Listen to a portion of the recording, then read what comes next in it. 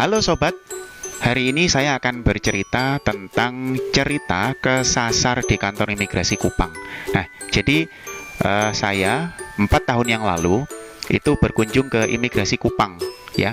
Karena pada saat datang ke sana, saya percaya dengan websitenya imigrasi.go.id, maka saya buka imigrasi.go.id, ya, alamat pusat nih, kantor pusat ya. Kemudian kita cek di situ.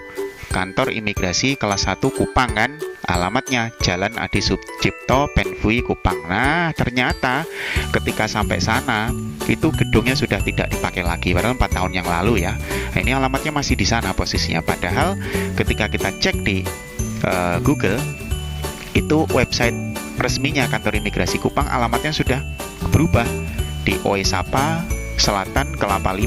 Nah, ini.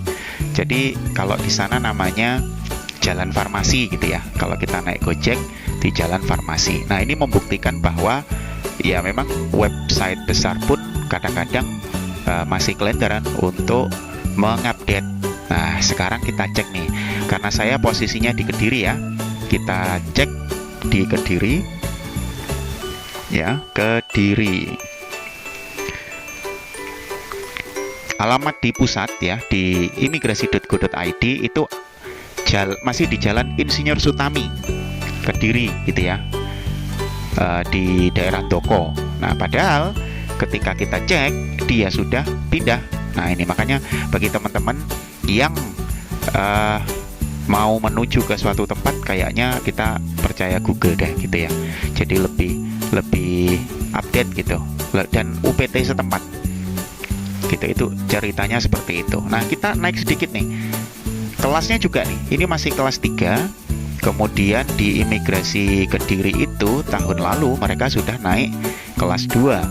Nah, itu berarti mereka belum update gitu. Kemudian ini kita naik sedikit aja di imigrasi Madiun gitu ya. Saya juga pernah kesasar nih di imigrasi Madiun itu. Jadi alamatnya di jalan ini gitu. Begitu saya ke Madiun kan ini alamatnya alamat kota nih. Nah, begitu sudah sampai sana, Mas sudah pindah gitu. Nah, kita cek sekarang. Imigrasi Madiun. Imigrasi Madiun posisinya sudah di Caruban. Nah, ini Panglima Sudirman, Caruban. Itu sudah pindah. Mungkin berapa tahun yang lalu sudah pindah. Nah, ini masih di Panglima Sudirman, Mejayan. Nah, itu. Jadi sudah berubah. Nah, ini teman-teman kalau punya pengalaman kesasar di kantor imigrasi atau di kantor-kantor yang lain ya, kadang-kadang yang kita maksud web pusat, web besar paling kompeten untuk mengupdate ternyata juga belum update ya. Semoga para pemangku kebijakan yang ada di sana nyempet-nyempetin ya untuk ngerekrut mimin gitu ya, untuk mengupdate nih gitu. Oke, sekian, terima kasih cerita tentang kesasar di kantor imigrasi.